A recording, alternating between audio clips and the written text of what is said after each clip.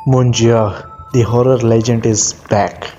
आपको जिस वीडियो का बेसब्री से इंतज़ार था वो आ चुकी है। अगर आपने इसका पिछला पार्ट नहीं देखा तो काइंडली हमारे चैनल का विज़िट कीजिए और इसका पिछला पार्ट भी लाजमी देखिए, जो कि इंतहाई मज़ेदार है। नहीं तो आपको इस वीडियो की समझ नहीं आएगी। अब राहुल को अपने पीछे से पेड़ से किसी के छलांग मारने की आवाज़ आई। राहुल ने जैसे ही पीछे मुड़ के देखा तो उसके पैरों तले ज़मीन खिसक गई। उसके ठीक पीछे एक बिल्कुल स्याह परछाई थी, जिसकी दो नीली आंखें अंधेरे में बिल्कुल साफ नज़र आ रही थीं। राहुल को तो अपनी आंखों पे बिल्कुल यकीन नहीं आ रहा था। उसको लगा कि उसके सामने जो चीज़ है वो कोई सुपर नेचुरल क्रिएचर है। वो जैसे ही उस क्रिएचर से दूर भागने की कोशिश करने लगा तो ऐसे में उस क्रिएचर ने उस पर हमला बोल दिया। उसके बड़े बड़े नाखून राहुल की पीठ पर घुस गए। जैसे तैसे राहुल ने अपने आप को बचाया और उस क्रिएचर से दूर भागने लगा। वहाँ से दूर भागते भागते राहुल ने पीछे मुड़ के देखा कि वो जीव एक काली परछाई में बदल गया है और वो बेहोश पड़े जे के मुंह में घुस गया। फिर अचानक से जे अपनी बेहोशी से एकदम उठ खड़ा हुआ। राहुल उसका नाम दूर से बार बार पुकार रहा था, पर जे मानो सुन होकर एक ही जगह पर खड़ा था। उसकी आंखें पूरी तरह से नीली पड़ चुकी थीं। वो बस वहां पर एक पुतले की मानंद खड़ा था। तभी अचानक से जे जमीन की ओर झुका और उसी टूटी हुई बोतल में से एक कांच का टुकड़ा उठाया और अपनी शर्ट फाड़ी और अपने सीने पर वही अल्फ़ाबेट लिखने लगा। ये ठीक वैसे ही लिखा हुआ था जैसे कि उसने पीपल के पेड़ के ऊपर लिखा था। ये सब कुछ देख के राहुल की रूह कांप गई थी। सुबह के 5 बज चुके थे और समुंदर के ऊपर सूरज उगता नजर आ रहा था।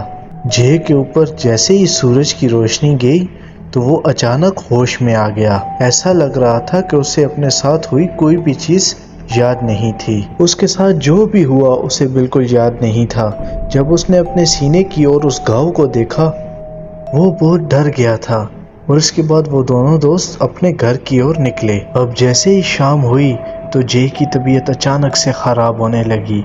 वो अपने बिस्तर पर लेट तो गया पर उसे बिल्कुल नींद नहीं आ रही थी। उसके दिमाग में से उस अजीब से क्रिएचर की शक्ल ही नहीं हट रही थी। और तभी जे को अपने कमरे से किसी के गुर्राने की आवाज़ आती है।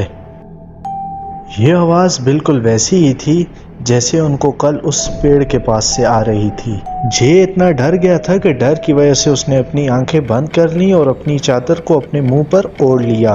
कुछ ही पलों के बाद वो आवाज़ आना बिल्कुल बंद हो गई और कमरे में अजीब सा सन्नाटा हो गया, जिसकी वजह से उसके डर में कुछ कमी हुई और उसने चादर को अपने सर से हटा लिया। पर जैसे ही उसने अपनी चादर को हटाया और अपनी आंखें खोली तो लगभग उसकी धड़कनें रुक सी चुकी थीं।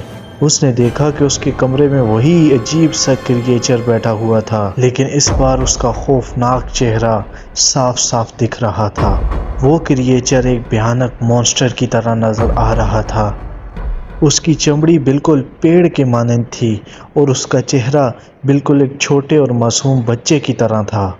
इससे पहले कि जे कुछ कर पाता उस भयानक क्रिएचर ने उस पर अटैक कर दिया।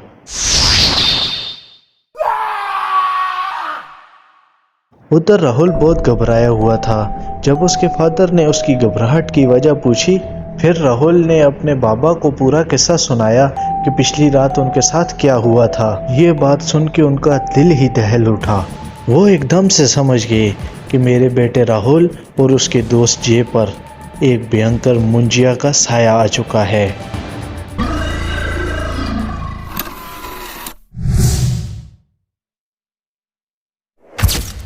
उन्होंने बताया कि मुंजिया ऐसा राक्षस है जो कि किसी के पीछे पड़ जाए तो पीढ़ियों तक उसका पीछा नहीं छोड़ता।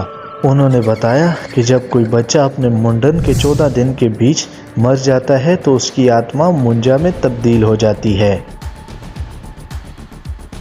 मुंजिया एक गुस्से से भरे बच्चे की तरह होता है और वो एक पीपल के पेड़ के ऊपर रहता है।